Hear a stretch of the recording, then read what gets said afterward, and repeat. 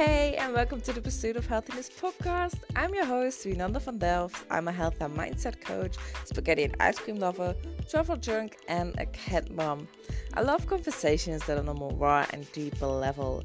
And today's guest is Forrest Sauer. He is back. I'm so excited about this. He has been a guest on the show before where we talked about fixing hormone imbalances. If you haven't listened to it, I really recommend you doing so. So go to episode number 14 and enjoy. For the ones who don't know Forrest Sauer, he's a traditional trained chiropractor who has spent past 15 years studying functional medicine and how to most effectively make changes to lifestyle that stick. What comes with that is the study and knowledge of hormones in the body and how to fix them organically. And that's what we are going to talk about today. Today's topic is going to be fat versus hormones. And welcome back, Forrest. I'm excited to have you again on my podcast because last time I had so much fun and it was really helpful about talking about hormones and everything.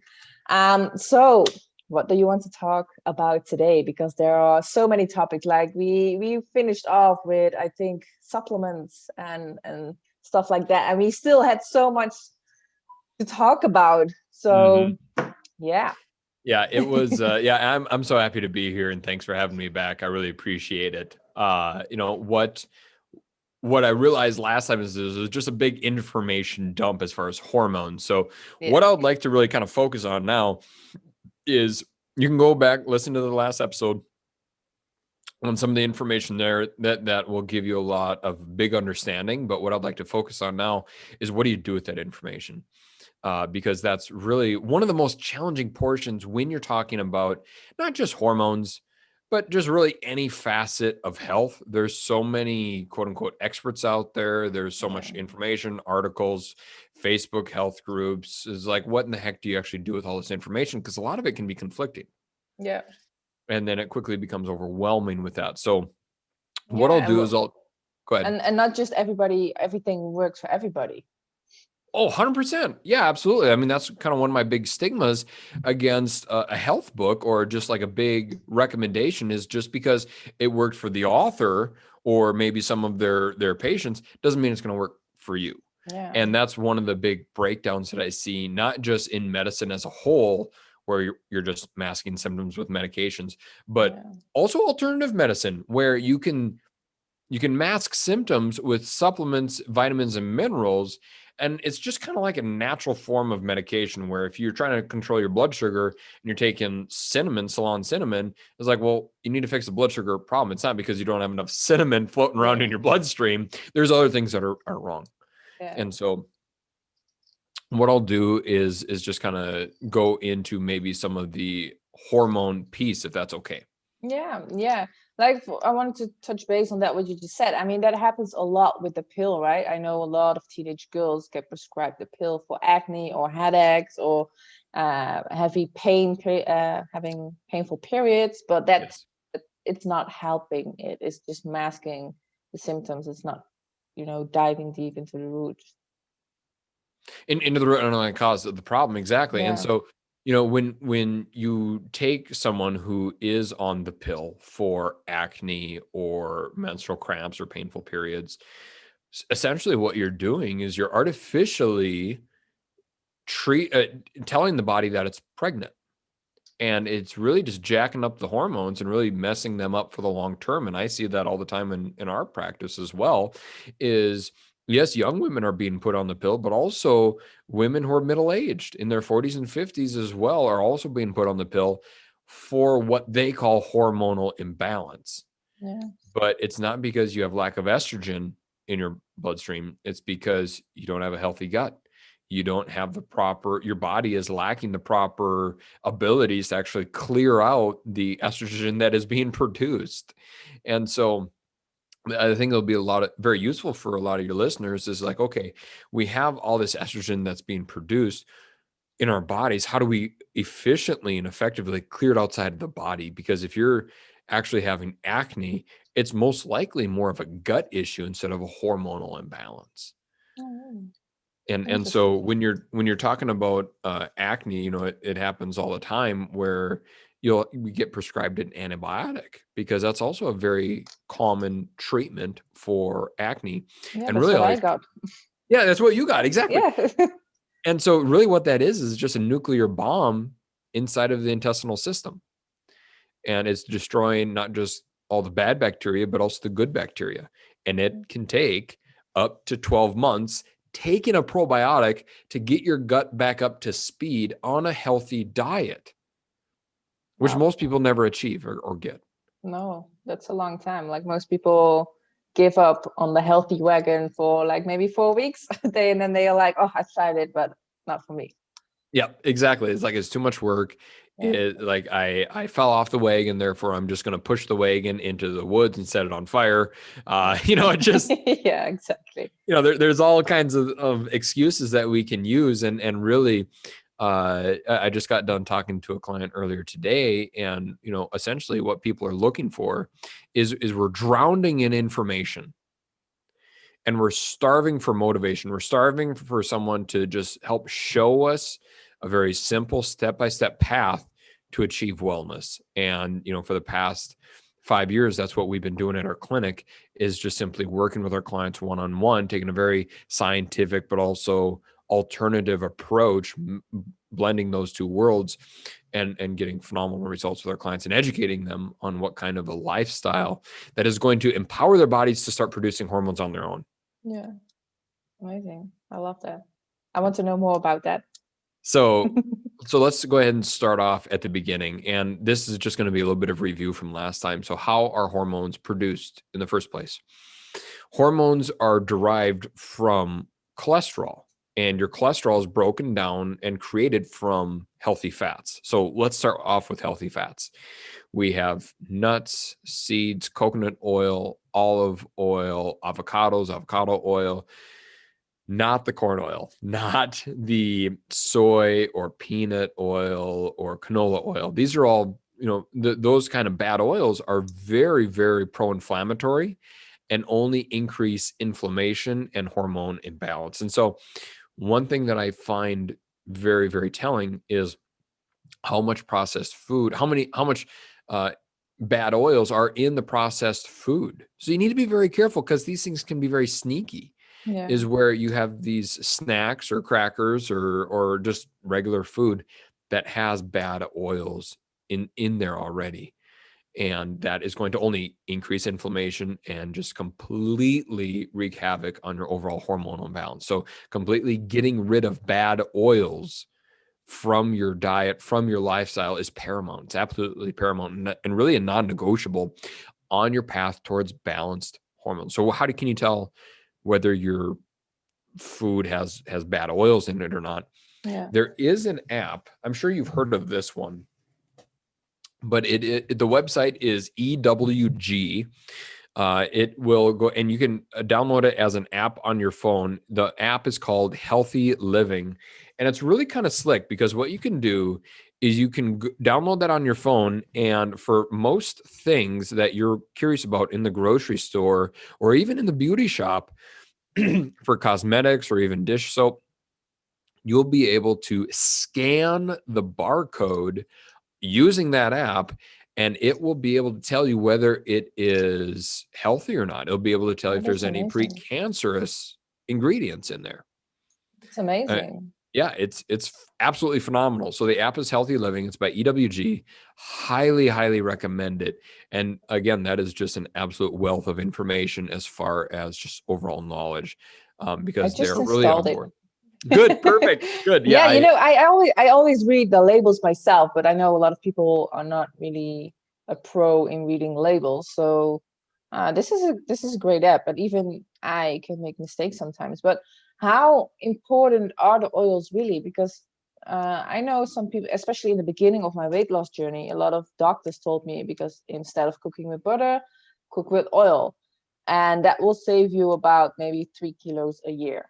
That was how they taught me to eat healthier oils. But Mhm. I was like, how much of a difference does that really make to change oils? It makes all the difference. Yeah. It makes absolutely all of the difference. I won't get too deep into the science like I did last time, but what bad oils do, what the peanut, soy, corn, canola oil, vegetable oil does inside of the human body is it will penetrate through the blood-brain barrier, causing brain fog. It will fire holes in your intestinal system, causing leaky gut. It will increase something called the NF-kappa B and interleukin 6 pathways, stimulating inflammation. And that inflammation will cause your estrogen to skyrocket and your progesterone to plummet.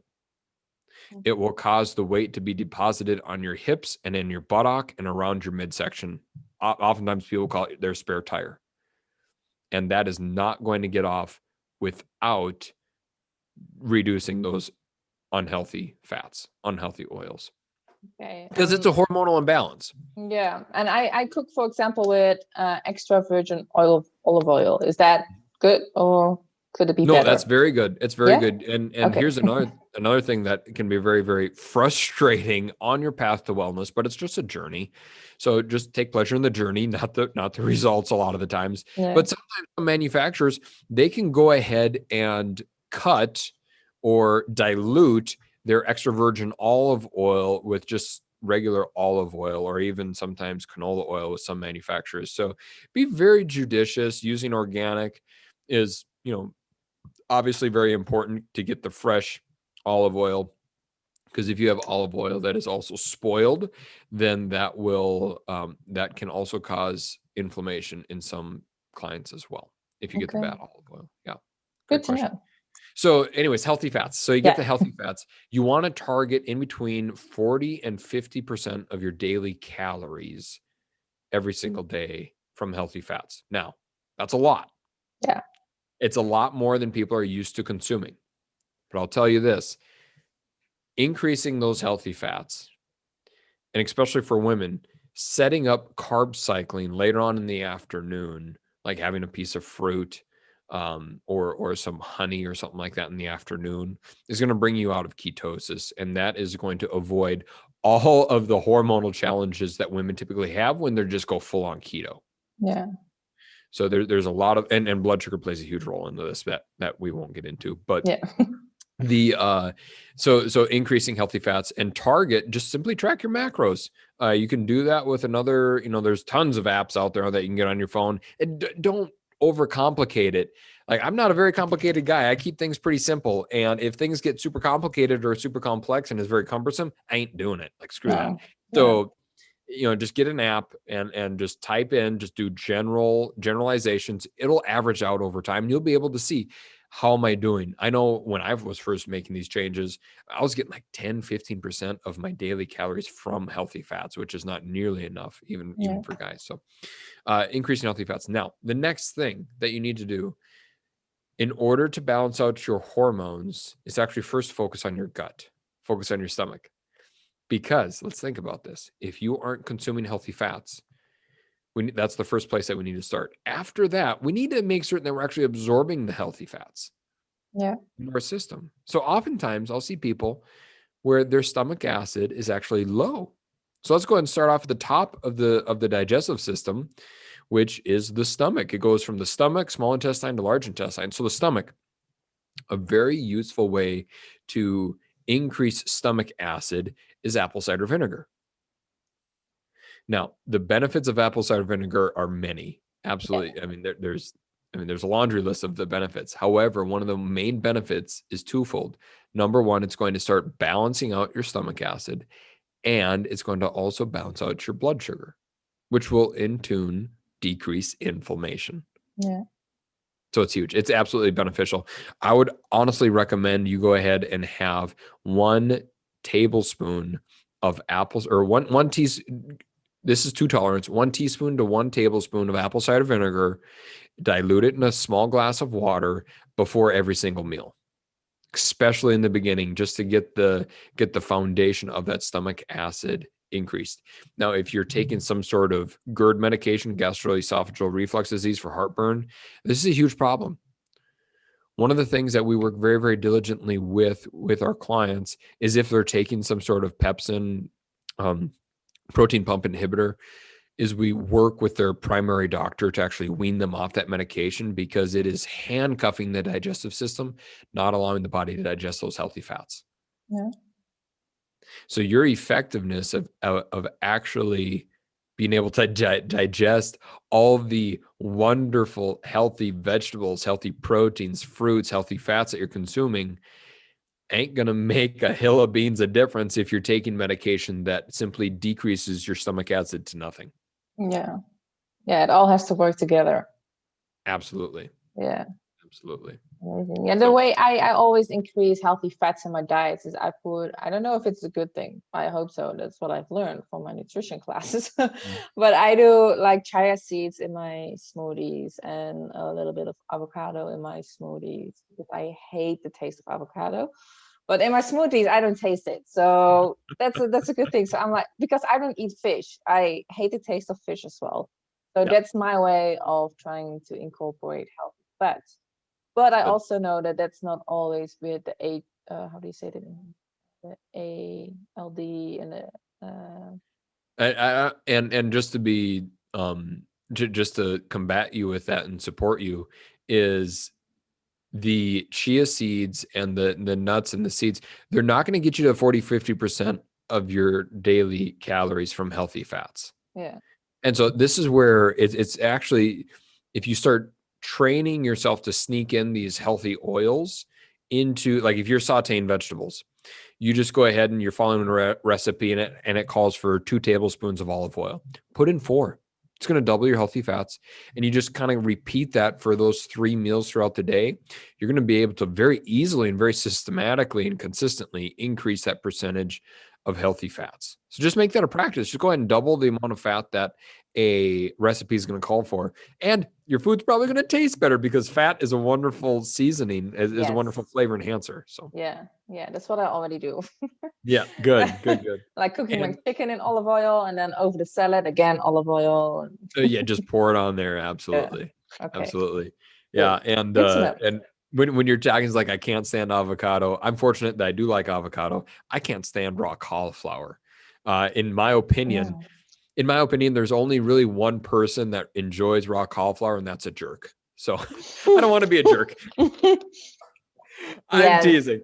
No, I don't. I know. Well, I don't like it either. And even like a lot of vegetables, if I eat them, I don't like that completely. But because I incorporate it into my diet, into my smoothies, I get used to the taste. Like I never used to eat zucchini or broccoli, but once in the beginning, I started to chop them off really small, and you get used to the taste. And now I'm like, okay, I can eat it. So it's also kind of learning to eat. That's interesting. This is a little bit of a rabbit trail, but Yeah. your taste buds and the foods that you crave, excuse me, are controlled by your gut biome, Really? by your gut environment. So it's interesting. They did a study on healthy individuals and obese individuals, people who had a healthy BMI and people who had an unhealthy BMI, and their gut biome was completely different. And so what they did, this is rather disgusting. But what they did is they took the fecal matter from the healthy humans, put them into the unhealthy, to the obese individuals, and that completely changed the gut environment. Now, the obese individuals, they lost on average 12 pounds, and they started craving different foods. So over time, Really? they just lived and continued living an unhealthy lifestyle, because the procedure was just simply masking the symptoms. You need to get at the Yeah. behavior, but they returned to their unhealthy habits, and their gut biome simply returned to the way it was, making them obese. And so it was just really, really interesting. So anyways, when you're saying like, hey, you're sneaking in zucchini and you're sneaking in these Yeah. vegetables, you're changing your gut environment, and the gut is a reflection of your brain health. So the more vegetables that you do eat, the more healthy fats, healthy proteins, nuts, seeds, fruits that you do consume, the more your body's going to crave those foods. Yeah, that's what I've seen. Yeah. That because I crave, for example, pizza less and less and less.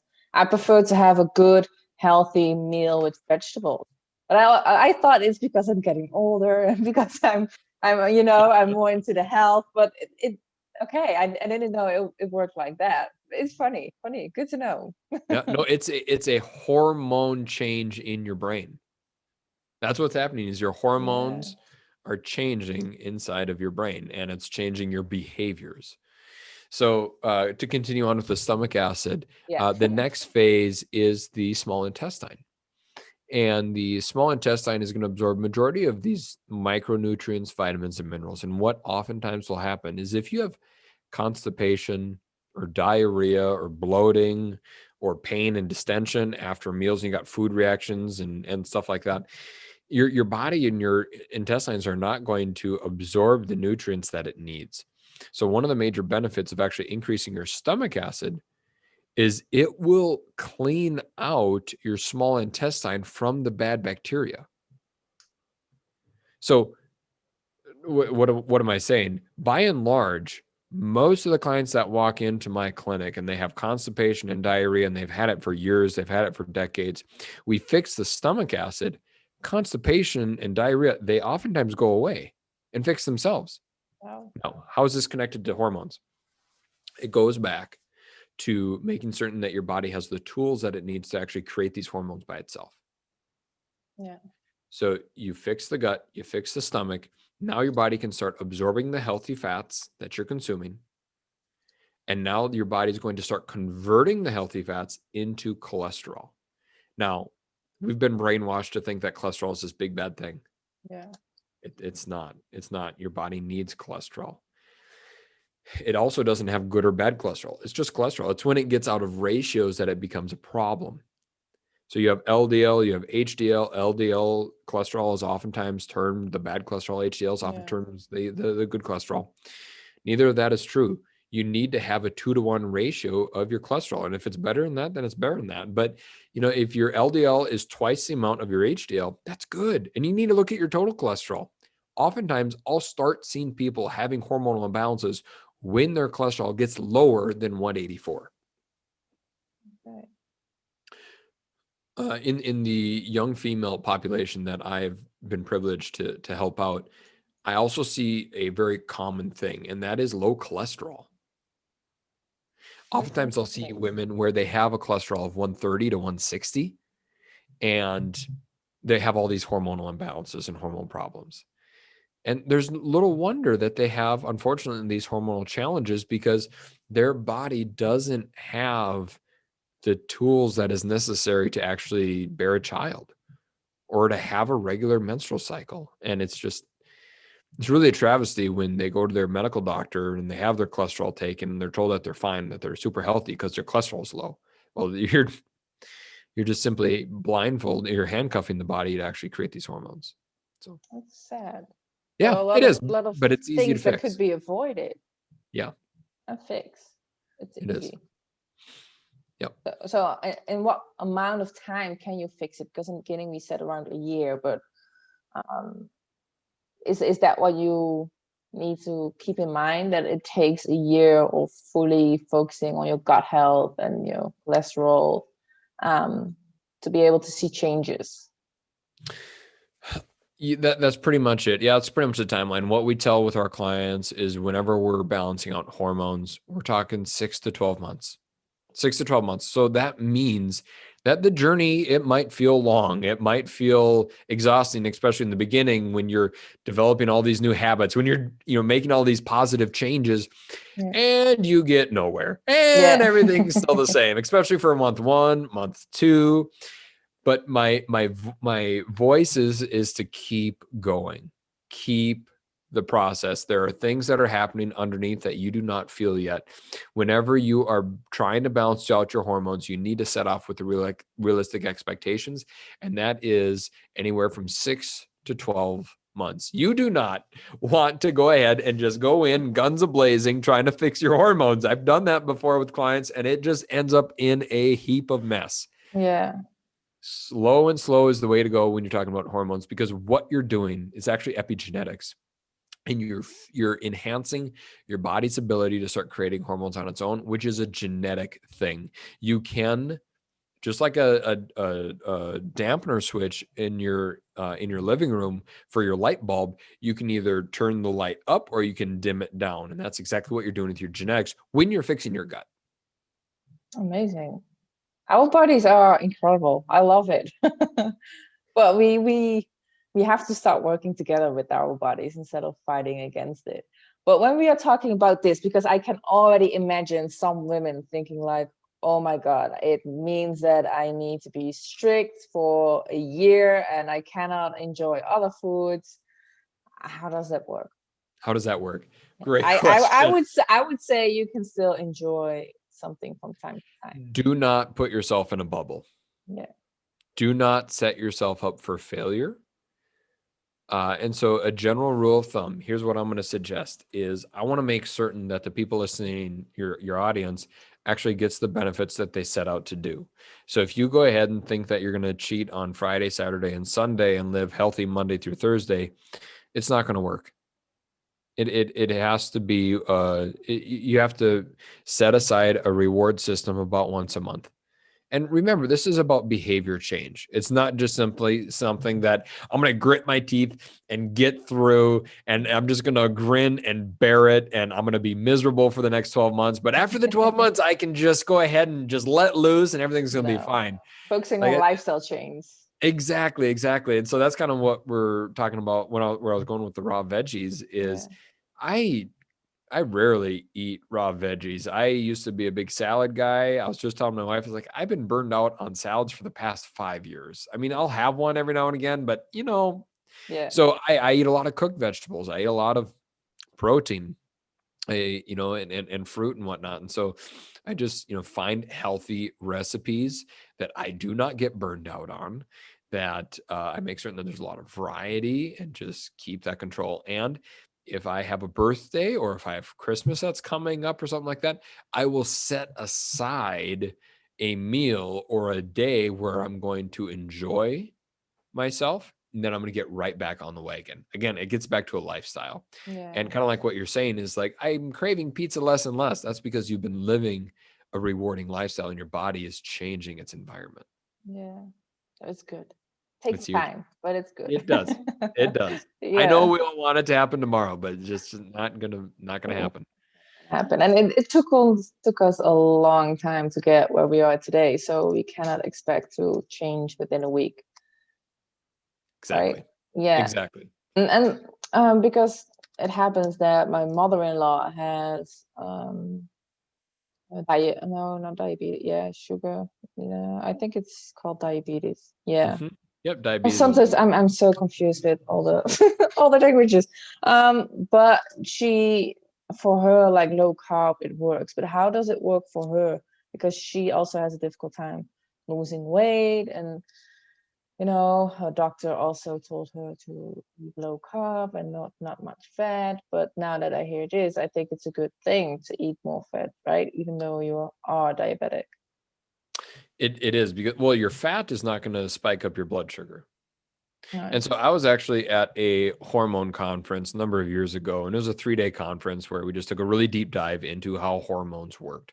And at the end, the speaker said, you have to balance out blood sugar. That's number one. So eating low carb, I mean, I've had women where they've ate low carb and their weight doesn't change at all. Nothing changes, not even their blood sugar. I mean, it gets better by a little bit, but they can't even get off the diabetic medication. So there's obviously things that are being missed. And what those are, it could be many, many, many things. But she's taking the first step as far as eating low carb. Now, what's the next step? And that's a lot where professional mentorship and coaching can come in, because you need the proper lab test to figure out, is it her thyroid? Is it her estrogen? Is it her liver? Is it her adrenal glands? Is it her blood sugar? Is it her kidneys? I mean, that's why we test for everything in our clinic. So that way we test, don't guess. And that way people don't have to keep hitting that same roadblock or the same brick wall. Yeah, because when I got my blood tested, there's only certain hormones that get tested. And if that's come out fine, then it looks like you're fine, but it could be that there is something else wrong. So you would advise to always check out everything, just the whole Absolutely everything. Yeah. And so I don't have any diseases myself. However, I'm interested in prevention. So I take my own labs once a year, and on everything, on absolutely everything, whether I need it or not. And that way it helps guide me on the different direction that I may need to go. And, some things did come up on my last lab review. I just had it taken a couple months ago, and it's like, oh, okay, now I'm going to start focusing on on these areas of my life. So that way, in the end, I don't end up having, or at least it decreases my risk of having cancer or heart attacks or diabetes. Yeah. Good that you take care of yourself. I Well, want to do it's this. important for all of my clients to do that. Yeah. And that's exactly what we educate them. I was like, you need it done. If you have problems every 6 months, if you're just looking at maintenance once a year, just to make certain that there's no red flags that are popping up. Yeah. And what about like energy levels? Is also to do with hormones, or is it something else? Energy has to do with Everything. Wow. Yeah. I know it's a difficult question. As far as fatigue and energy go, many different possible answers. You could, is it a hormonal imbalance? Undoubtedly. Absolutely. 100% it is. But what's causing the hormonal imbalance? Yeah. Is it blood sugar? Is it adrenal fatigue? Yeah. Is it thyroid? It depends upon the person. And that's kind of what, we were talking about even earlier, is that's one of my big stigmas is if you have a book or a news article that says, 10 ways to boost your energy now.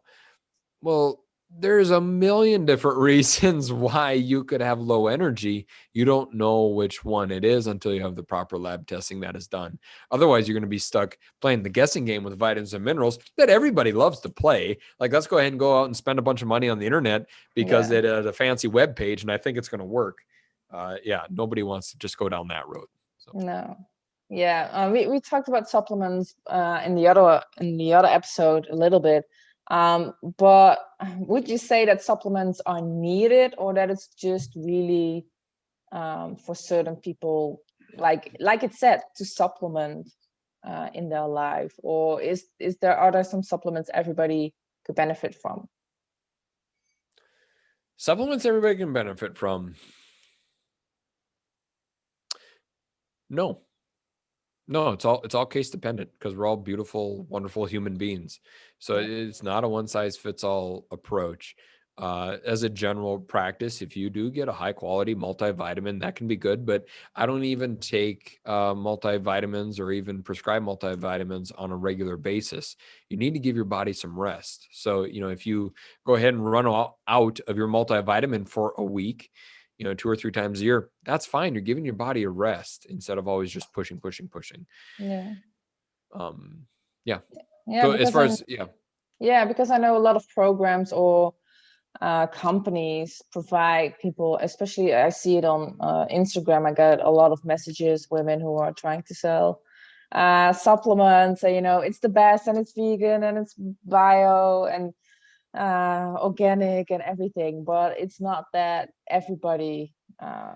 It's not for everybody, right? I just want to. It's not for everybody. And here's the thing with supplements. Do we use supplements in our practice? Yes, 100%, absolutely. It's because it allows us to get accelerated results. Yeah. That's why. Now, if you go ahead and just completely rely on your supplements and completely living an unhealthy lifestyle, it's not going to do you any good. And so we need to make certain that we make the lifestyle changes along with the supplements. And that's when the two really merge together and get accelerated improvements. Yeah. So do we use supplements? Yes, we do. I am very careful with the supplements that I do recommend for my clients. Vast majority of the vitamins and minerals, sadly, that are available to the general public have unhealthy ingredients already included in there, such as artificial sweeteners, unorganic whey protein, way too much protein that's in there, vitamins and minerals that are synthetically produced or not even natural to the body, that actually increase inflammation. And it's just, when you see people who are desperately searching for health, and then you see all these Instagram and influencers who are promoting their product, I think that there's a big misnomer there. I think that's a big problem. Yeah. And just a question popped into my head because we were talking about fats and the absorption of fats earlier. There are also a lot of vitamins that are fat soluble, so they can only be absorbed with fat. So people, if your body doesn't absorb fat well enough, it's likely that you also are lacking certain vitamins, right? Absolutely. Absolutely. And actually you touched on a good point there. When you have fat soluble vitamins, it's actually a much more effective usage of a vitamin. So you got fat soluble vitamin D, obviously, vitamin Yeah. C, glutathione as well. And really what that does is it forces that vitamin to go through the liver instead of being fat soluble. So it just makes it that much more effective when it's forced to go through the liver. So I like fat soluble vitamins for that reason, Yeah. because it forces your liver to work. And most livers, or most people have livers that where there's a lot of toxins, a lot of imbalance, and it's just not really working out to the person's advantage. Yeah. Okay. Oh, thank Yeah, you. I you're don't welcome. have other questions at the moment, actually. So if you have something else to share, or a great tip that you can give out, can share with everybody. Really, what I'm going to recommend is just focus on the basics. If you get the basics down, then you can go ahead and start getting fancy with the different vitamins and minerals. But focus on healthy fats. Focus on apple cider vinegar to balance out your stomach acid, and just be surprised and watch the improvements that your body and your health will result in. And realize it's not going to happen overnight. It's going to take several months for your body to start building with that, build that foundation. Yeah. And but it's the daily habits that you produce that are going to produce the best end result. So that's focus on the basics, and then you can go ahead and get fancy with all the vitamins and minerals and black cohosh and soy Yeah. products and whatever after that. But let's start with the basics, and then you build from there. Yeah. Okay. Amazing. Well, thank you so much for this talk again. Absolutely. Like you said, I was really happy that you asked me to be on again, because this is a lot of fun. Yeah. Yeah. Thank you. All right, you take care. Take care. Thank you so much for listening. I hope you enjoyed it as much as I did. If you have any questions regarding to health or mindset, please don't hesitate to contact me. I will always answer you, and I'm basically everywhere. I'm on Instagram, Facebook, TikTok, YouTube. You can send me an email at info@pursuitofhealthiness.com. And I have a couple of challenges going on, free challenges on my website, www.pursuitofhealthiness.com. I also have a program called The Ultimate Lifestyle, where I coach you, where I guide you and support you to make the ultimate lifestyle change. If this sounds like you, then definitely check out my website, and otherwise I will see you next episode.